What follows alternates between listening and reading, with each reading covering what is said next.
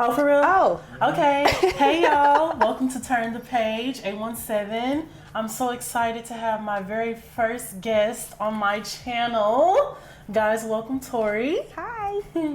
Torie is a social worker, and she has been doing it for 11 years.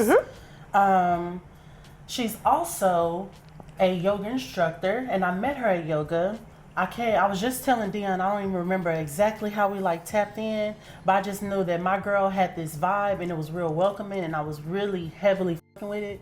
So, I mean, I don't even remember who said hi first. I'm sure we was somewhere in Alicia's class doing something hard, and we probably was encouraging each other midway through. Her classes are tough. Yeah, we probably was holding a plank or something, telling each other, you got it. You got this, girl. And do. Okay, tell me about what you do. Okay, so foundationally, I am a social worker. Went to undergrad, grad school, so I have undergraduate degree in social work, master's degree in social work. I started practicing social work at a children's hospital. Okay. So primarily I work in hospitals with pediatric families. Okay. And I've been doing that for 11 years, and I would say recent, 5.5 years ago, I got my LCSW, so my licensed clinical. What's the difference? Yes. So LMSW, licensed master level social worker. So you can work in most all capacities of social work. So that's outreach, that is government, that is hospital, that's discharge plan. You can do all things. With the LCSW, it allows you to do therapy. It's a clinical license. So it's like you're more, more in clinical, more in their business, more into like whatever, I guess. What is it like? Is it like people that are like CPS or no? Because that's what I'm thinking. With social work? Yes. Okay, so no, good question, because that's what listen, so I had one time I walked into a family's room and I was like, hey, I'm Torie with social work, just like that. The man jumped off the couch. I was like, no, it's okay. Sit down. Relax. I'm not here for whatever you think I'm Calm here down, for. boo. So in the hospital setting, it's a good question. In the hospital setting, my role and capacity as social work is to help these families navigate new norms. A lot of the families that I work with are kids that have new diagnoses for different things. So I am helping community connection, set up community resources, government programs to help them to be able to maintain and sustain in their environments with whatever's happening with their kid. Okay, so the child could like have cancer, or they could be a new amputee, and you have to like help them navigate how life will be after that. So like the community resources, making sure if it's a new kid who's paraplegic or amputee, do you have ramps to get in your house? Okay. Finding resources for ramps. I work with a really close therapy team, so they even go out and measure doors in the bathrooms, entryways, make sure they have safe ways to get into the house, make sure they're set up with things like disability benefits, because sometimes it's mean that mama or daddy can't work because they got to be home with the kid. Man. And so we are literally like combing through all the resources to make sure that they have what they need. I never even thought of a team or that being a necessity for, you know, people like. Yeah, so that's what I do now, but I started off in the NICU, so the neonatal intensive care unit, so I worked with families with new preemie babies and helping them to adapt to having a baby in the hospital that may stay for 2 days or 3 months. You never know. I did a study on the effect of babies being in the NICU. Really? And how that can like really stunt their growth and how it can affect them. Babies in the NICU, if they don't get like picked up and touched and coddled and all that as often as they would if they were at home with their, parents, then that could allow them to grow at a slower rate.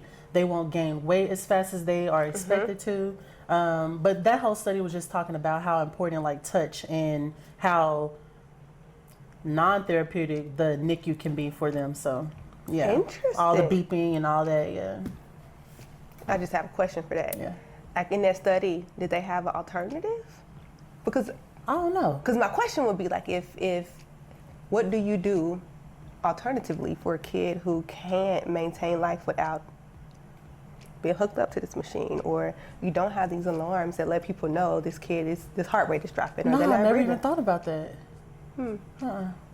Interesting. It was a while ago too. I might have to tap back into that. Or the kids who touch stimulation is actually not good. Really? Yeah. Like, what kind of child could that be, though? So you can have a kid who may desat, so desaturation, oxygen levels drop, which is it's a big deal.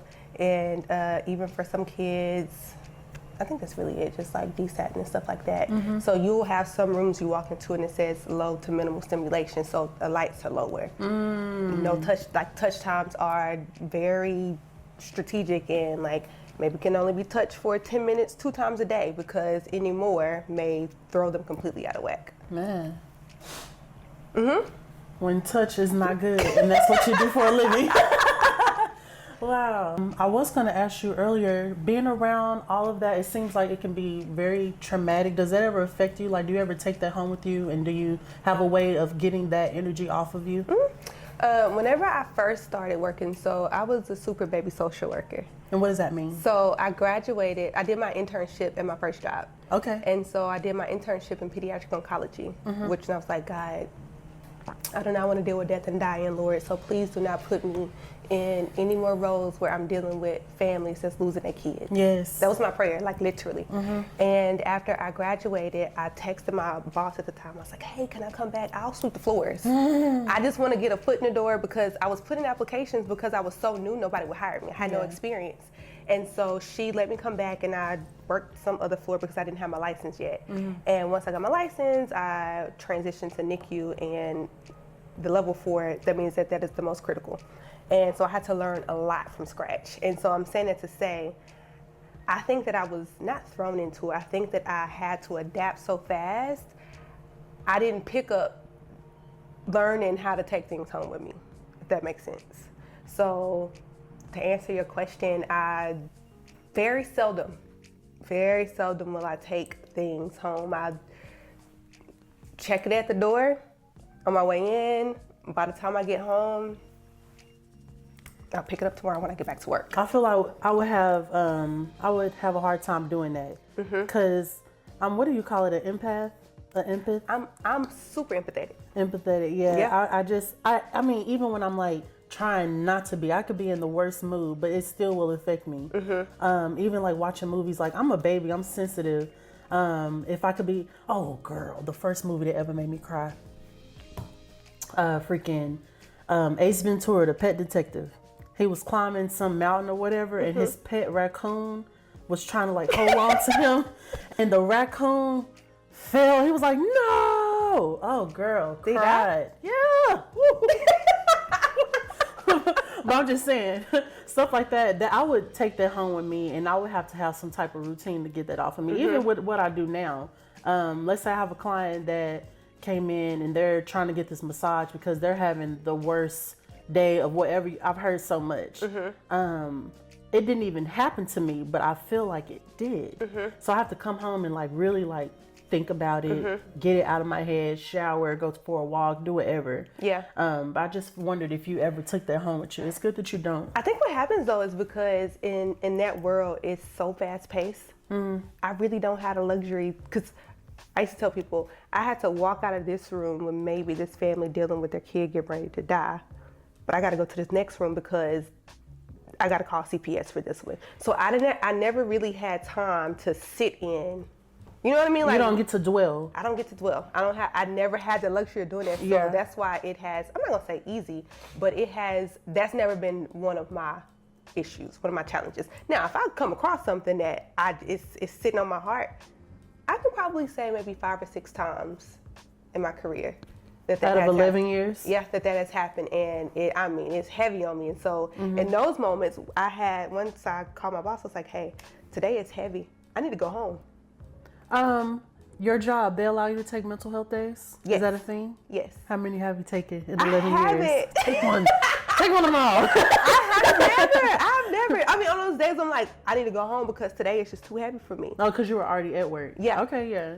Yeah, and so I go home, cry it out, pray about it, and come back and be like, all right, let's get it done. Okay, I love that. I want you to touch on this stigma. It bothers me so much. Okay. What is up with Black people in therapy?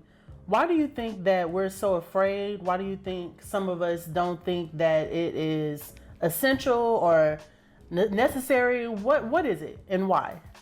My opinion. So I think, if I had to guess, I think that we are so accustomed to trauma and surviving. And so we are made to believe that those things that are, not even designed, the natural cause and effect of trauma is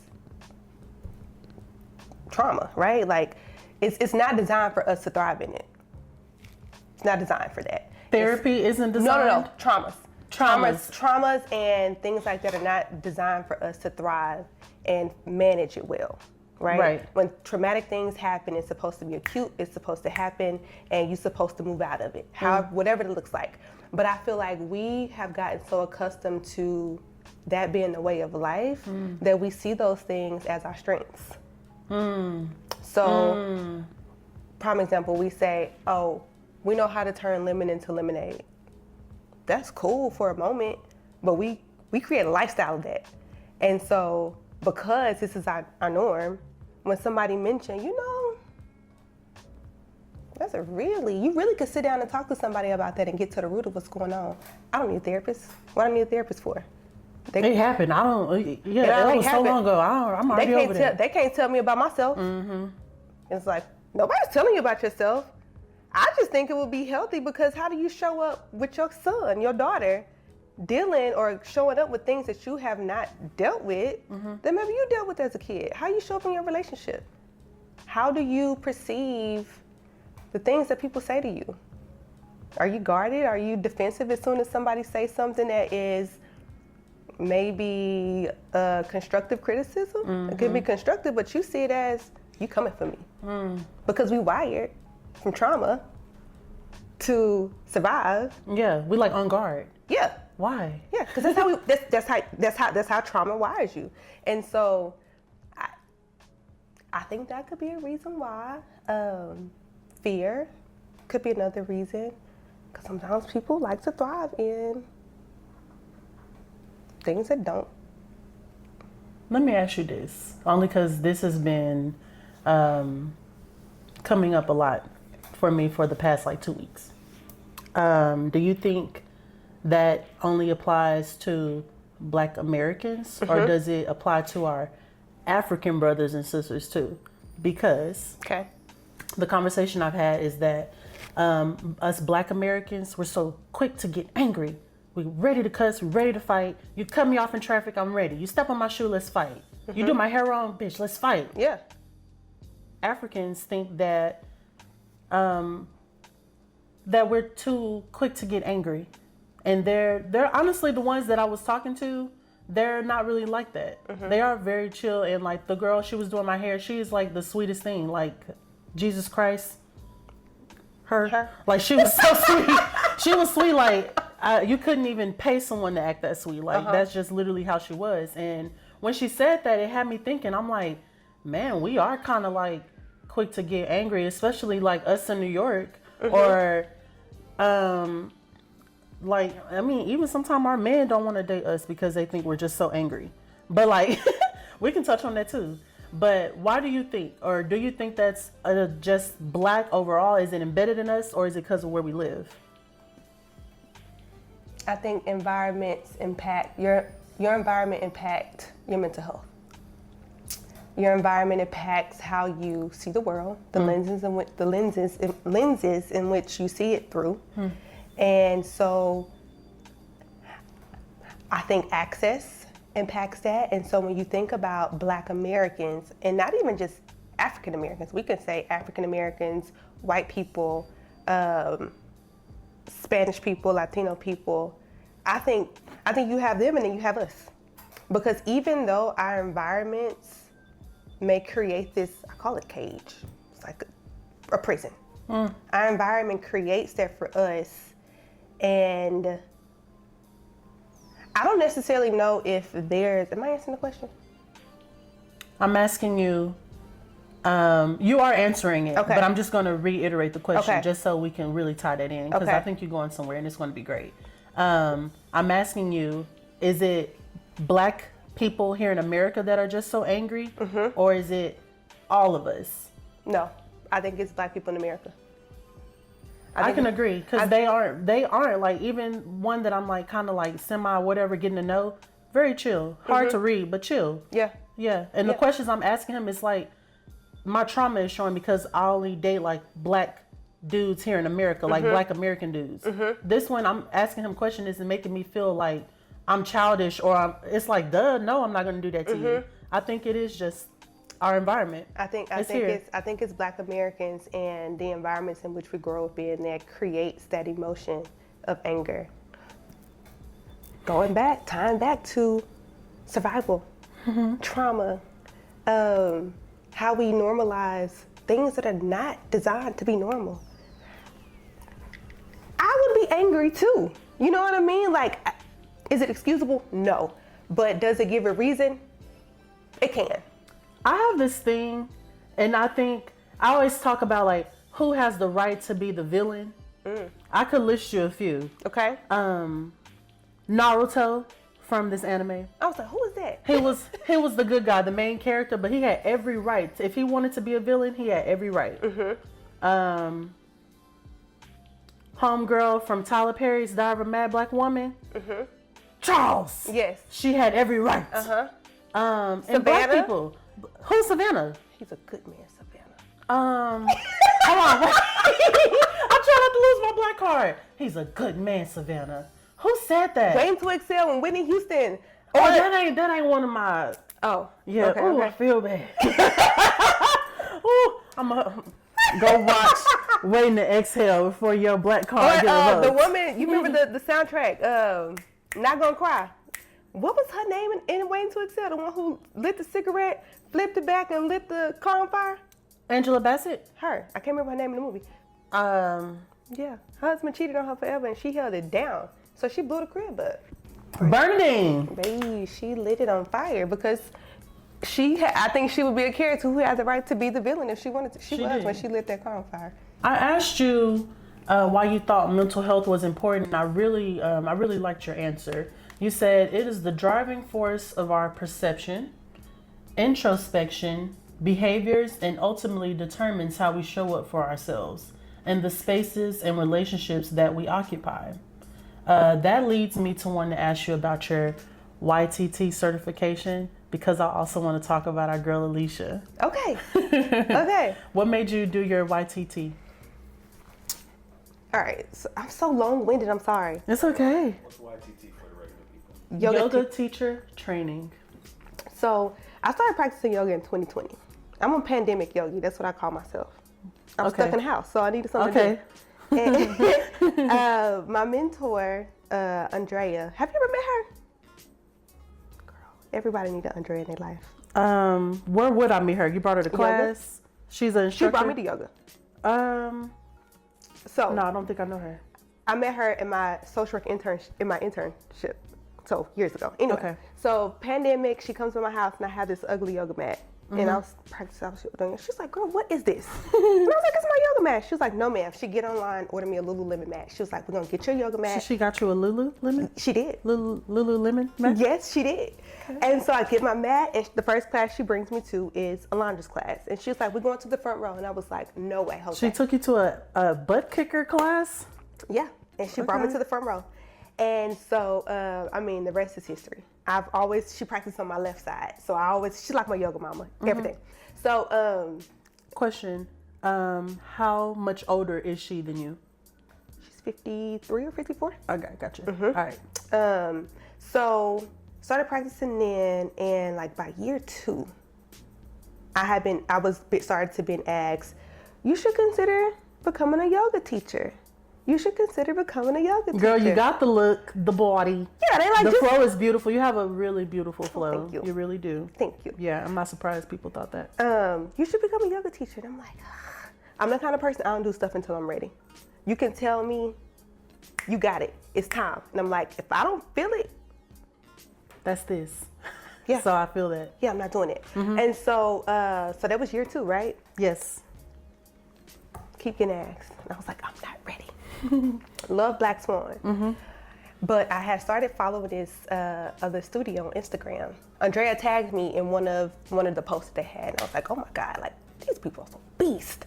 And so I started following it, and I was looking, I was intimidated because they were doing, they in there dogging it, sweat everywhere, these poses, the adjustments, something you never seen before. I never seen it at Black Swan. So of course, I'm like, this is foreign to me. So I stalked this Instagram page for about a year. And I was like, you know what? I'm going. So I bought, they had a class pass. It was like $30 for a week. And I packed my clothes that day and I was like, I'm going to this class. I got on the phone with Andrea and I was like, I'm so nervous. I really don't want to go. And she said, what do you have to lose? And I was like, I don't know. And she said, what if you're supposed to go show up on your mat for somebody else in there? I was like, you're right. Right. So I went there and I practiced. And when I tell you, it was the most beautiful experience I had ever had. I love that. It was so beautiful because after class, they invited me to dinner after. Like the instructor, after some certain classes, they go have dinner as a group. So I get in my car and I journaled that night and I was like, you know what? Shame on me. Shame on me for looking at those videos, looking at those people in those pictures and judging them.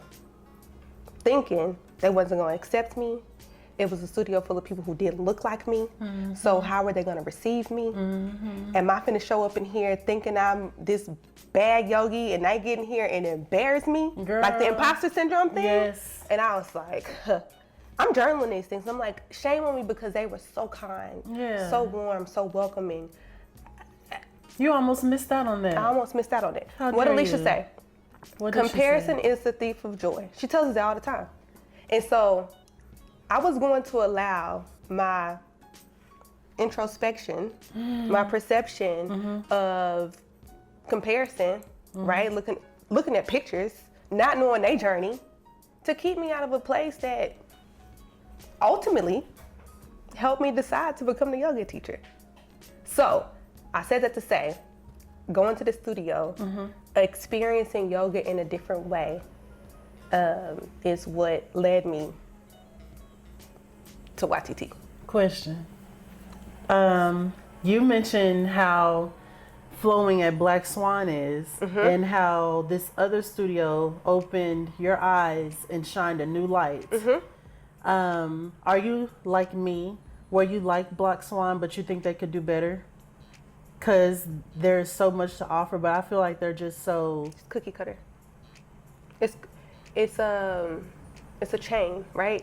Like it's a chain of Black Swans, and I think that's the reason why. If my favorite instructors weren't there and the timing didn't work with my schedule, I probably would try other studios more often. But I had the membership, but they're convenient. None of them are too far from me, and it works with my schedule. And it's the instructor. I love Alicia. But honestly, if I wanted to pay a little bit more money, or if I had a little bit more time, I would go try other studios. So, Second Side, they have a... Heard of them? Have you ever took Dana's class? No. Take Dana's D-A-N-A? class. Yep, at Black Swan. She's amazing. Second Side, they have a $30 thing that you can visit for a week. When I tell you, it is... Second Side Yoga? Yep. And you want me to take Dana? You can take Dana at Black Swan. She teaches at Black Swan. Okay. But at Second Side, all the instructors are great. I love to take Jonas' class. He's older, and he's the owner of the studio. He Black? He remind me, he's so sweet. He remind me of Mr. Miyagi. Really? Yes. Okay. Yes, he's so sweet. Very soft-spoken, and the adjustments. You like them? Girl, what? I've gotten into poses and stuff that I never, because in NYTT, he taught us.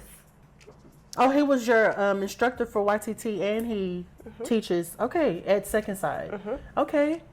So also too, at Second Side, he made it very clear. We're not here to kumbaya and sit in circles and talk about our feelings. We're here to unleash good yoga teachers, teach good yoga. I like that. And so at the end, I had to teach a class for an hour. Really? That can be a lot, So especially when you first starting. Yeah, we worked together as a group. We wrote a flow. The first time we wrote our flow, First time we wrote our flow, we had to go around and each group had to teach a part. Cueing. We didn't get to use the name of poses.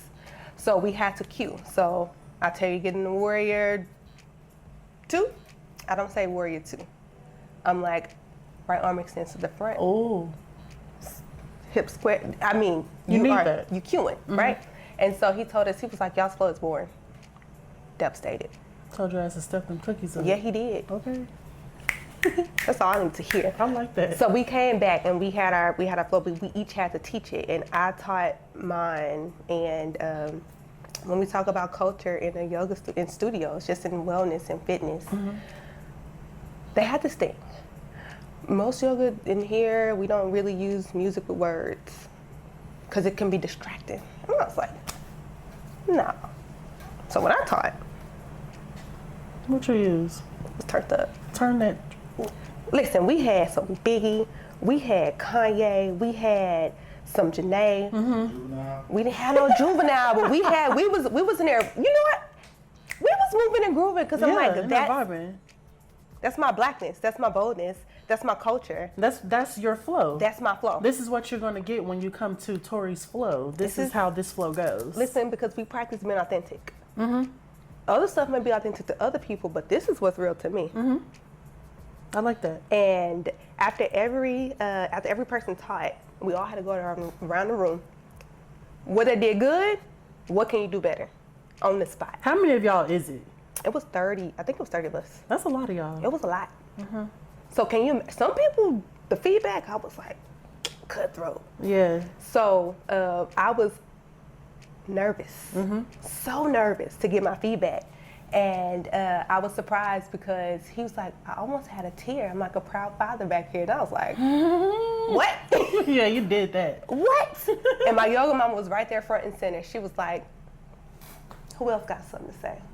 Right. She was so sweet. But What's her name? Andrea. Okay. Tell me how your career affects your love life. Does it ever create conflict? Does it make things smoother? How does that work for you? So, I got out the gate early in my career. I didn't take any breaks in school. So for most of my 20s, I was consumed with going to college, going to college, going to college, No boys? starting a career. I didn't have time.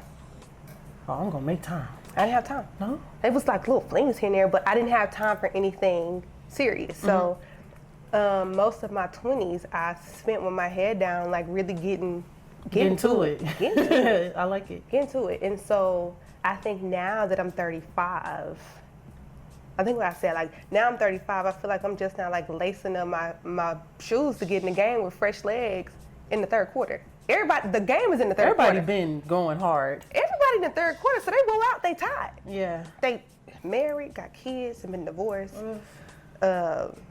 ruined, bitter, whatever you want to call it, because it's the third quarter. Yes. And so I'm ready for the things that they experienced 10 years ago. So that makes it a little challenging for me. And the fact that I am a therapist, I hear things, I see things, helping people navigate, the trenches of relationships. So I'm like, damn. Okay, all right. So that wires my brain to see and approach. I already see things. I'm already assessing. That's what my brother-in-law told me. He's like, you always assessing people and people are your cases. And I'm like, oh, really? You're never off. I'm never off. Yeah. It's innate.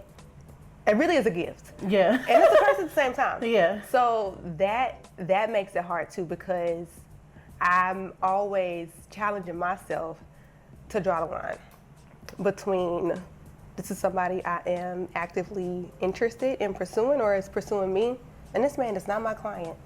It is not my job to ask you a bunch of questions about your childhood trauma. Girl. Because I will. But you also need to know stuff you need to know so that. I think it's maybe a matter of timing, because I will immediately. So wait, all right, so what is it like when dating you? Like, do you have a chill to you? I'm always chill.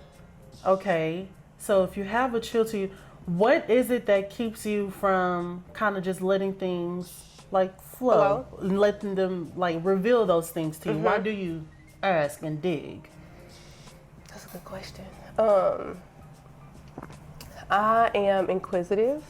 I think, again, because I'm wired to assess, right? So, sorry, even when I'm chilling and flowing, I'm still assessing. Let me tie it into work. So, if I'm having to go talk to a parent about some of the worst things that they could have ever possibly done, I can't go in there guns a-blazing, right? Because it's my job to get to the bottom of it. Yes. And you have to do that with kindness and empathy and support. And so I don't mean to sound like that's what I be doing, but even in my natural progression of being these things, I'm still needing to find out what's at the core of you, because not necessarily not wasting my time, but I'm also very, what's the word I'm looking for? I have really good discernment, so it don't take me long. Discernment. I said that about my mom in my first channel. She has a good, she has a good ability to judge well.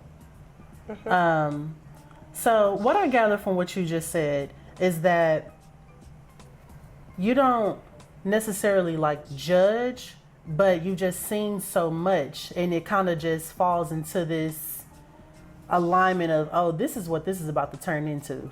So it's kind of, I feel like it would be hard for you not to, it would be hard for you to turn it off, just like you have said. Yeah, because it's hard. when you see it, when you're at work, that is somebody's life. So it's not like when I go to work, I'm doing massages, or somebody goes and works at a call center, I'm on the phone. You're doing things that you're dealing with life, and then you have a life, and you're also trying to build a life with somebody else. I get your challenge, and best of luck, because girl, it's hard out here. The dating pool is trash. It's full of vomit, eggshells. My dog Neji, he poos like 3 times a day. His poo is in there. The dating pool is dumpster juice. In my opinion. Oh, it's not about me. What do you think the dating pool is like? Would you agree that's what she's saying from your experience? Yeah. Being in the third quarter. I'm gonna say no. What's in there? I ain't saying that's not in there, but I haven't experienced that. Okay. She ain't got to that. I was about to say, girl, where do you go? Who you be dating? What are you on? I ain't saying it's not in there. I haven't experienced, and I think I haven't experienced it because maybe I should, right? Just for, I don't know, reference. I don't know. But I don't think I allow things to get there before I say, this guy's trash.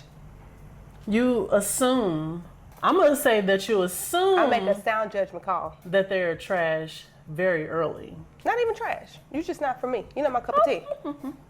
Yeah, you just, this doesn't work for me. I mean, you trash. Just What they say, one person's trash is somebody else's treasure. So I ain't gonna call him that. Okay. All right. I like it. I like that. This is so much fun. Is it? Okay. Oh, what's a deal breaker that a past relationship has taught you? Not truly having a relationship with Jesus or believing in Jesus. And tell me why that is so important, because of course we know, but tell and elaborate why a relationship with Jesus is important in your relationship. Why is that important to you? For me personally, if you don't know how Jesus loved you, or how Jesus loves you and how God loves you, through your mess, through your transgressions and through your shortcomings and through the things that don't make you perfect, how you ever really gonna truly love me in my imperfections? That's like primal for me. Secondly, when life get hard, as it will, when you putting 2 people together, no matter how much you gel and mesh, Yes. I need to know that when I'm praying and who I'm praying to for what I'm praying for, we at least on the same page with that. You know what I'm saying? Like, we can't have a house divided and one person don't know who their source is. Right. Okay, so you couldn't date anyone that's atheist, no one that doesn't believe in anything. They believe in science. Could you do that? That don't work for me. You don't think that, okay, we believe in God and we believe in Jesus, and he believes that we should go out and evangelize. Thank you. Do you not feel that you could build something with this person in hopes that they one day? So I think that's where people get caught up on in our relationships, right? In hopes that one day. We get caught up on so much potential. And then we get mad at the end when their potential show exactly what they was in the beginning, right? So I don't think it's absolutely, we are supposed to share and spread the gospel to whomever. With purpose, on purpose, all the things. I heard something. They said, I was at church one Sunday and I can't remember what they said, but essentially like, it's not my job, let me rewind it. I will evangelize to whomever needs and wants the gospel. But whoever needs and wants the gospel? Gotcha. But I will not put my hope in, you receive, accept the gospel, and then we can pursue relationship. I can't do that. You know what I mean? Like, now, if we just, we friends and, you know, we talking about it, you don't believe, and we talking about Jesus, and you come to love the Lord, not the way I love the Lord. You just come to love the Lord the way you love him, and we pursue a relationship at some point after that, sure. But I can't see myself personally, with knowledge, going into a relationship with somebody who don't believe. I understand. What is a behavior that you think people in general, or you can answer it for men, women, from any aspect, what is a behavior that you think we should stop accepting? Is settling a behavior? That is a behavior. You just settle. That's your thing. I think if that's a behavior, I think that is definitely a behavior that nobody should accept. Give me an example. You shouldn't accept yourself settling for something. For whatever reason you settling. It could be work, a man, relationship, a trip, an apartment, a house, a car, the candle. I'm settling on this candle because it's $5, but I really don't love the smell. Right. Smells like complete ass, but it's $5. Don't settle on that. I also would not want, if I'm in a relationship, my spouse to settle. Because if he settle, that's going to affect how he show up at the house. I'm going to say my house, in our house. Y'all's house. It's going to affect how he show up, because if he's unhappy because he settled, he got to drop that off somewhere. Most people dump on the people that they love the most. That's true. So yeah, settling. I think it is, it's a cancer. It spreads. Because it seems small. Let's go back to this candle. It was $5. It smelled okay. It wasn't great. Now you burn this candle, and it doesn't just affect one spot, right? You smell this in every room in this house. It spreads. There we go. There you go. And now it smells like shit. Everywhere. Everywhere. That's funny. That is so funny. Okay, I really like that answer, and honestly, I didn't know what I expected your answer to be, but that was a really good answer. Yeah, I'm gonna have to work on that too. I don't think I settle. I think I do the opposite of it. I think I expect a lot. So maybe manage your expectations. Managing your expectations. Noted. Manage your expectations and understand that humans are flawed. Know where your threshold is with a flawed human, while exercising grace and having mercy for people. So Torie, is there anything that we could look out for? I know you got your yoga teacher training. You're not teaching anywhere right now, but is there anything that you're working on? What can we expect? Actually, I have given myself a new goal. And it is? I love working goals. Okay. I'm from a small town in East Texas. Oh. Girl, what town? Longview. Girl, have you heard of Marshall, Texas? You from Marshall? My family is from Marshall and Karnak, Texas. Yes, I know Marshall, Texas. Not you country. That's so cute. So that's where a lot of my perspective come from when we talk about mental health therapy. Why I got into therapy. I love that. Wait. Yes. Okay. I didn't see that. Let's see what. I didn't see any of that stuff growing up because It's country. They ain't got nothing out there. It's country. And so that brings me to like something I want to do. I want to take the practice of yoga to East Texas. And not something like standing, right? I've gone to a yoga studio twice in Longview. I was the only black person in there. It was very strange. I had to pray when I walked out. It was like that. And I get a lot of feedback, like when I post videos on Facebook, Instagram. Oh my gosh. From your Longview. Longview. Oh my gosh. Can you teach me this? Can we do this? Can you? All of these things. And so I'm like, I have this certification now. Let's take it back. So I want to, one Saturday in some coming month, either at a park or a gym, a studio, like host a yoga class that is for everybody, right? But that is inviting and welcoming for people that look like me. Of course. Because I believe that a lot of reasons why people they ask me these questions and they don't know that it's available is because it's not accessible. It's a luxury in some places. You know, you walk in these studios, you see these people, they're Lululemon, what is it? Is that how you say it? I think so. I can afford it. Lululemon, these things, and it make you feel like I don't belong here. Yeah. So I want to create an environment that's inclusive for, again, people who look like us. And so I want to host a class somewhere in East Texas, Longview. And some good yoga. Yeah. Some good yoga. Not no weird stuff. Like, show them that wellness and health can be fun. It can be fun. I want to thank you for coming on. This has been one of the most pleasant talks. I'm so glad you were able and available and didn't flake on me. Of course.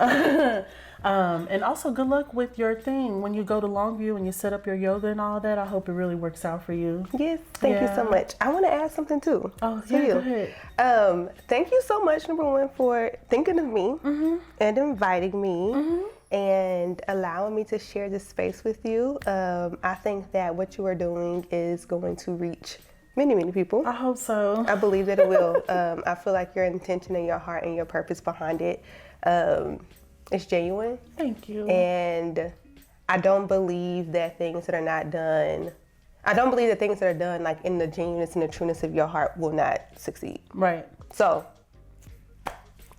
thank you. Thank you. Seriously, I'm dead ass. All right, y'all. This was Turn, the PGA17. Thank y'all for tuning in. Like, comment, and subscribe. Make sure y'all follow me on all platforms, all right?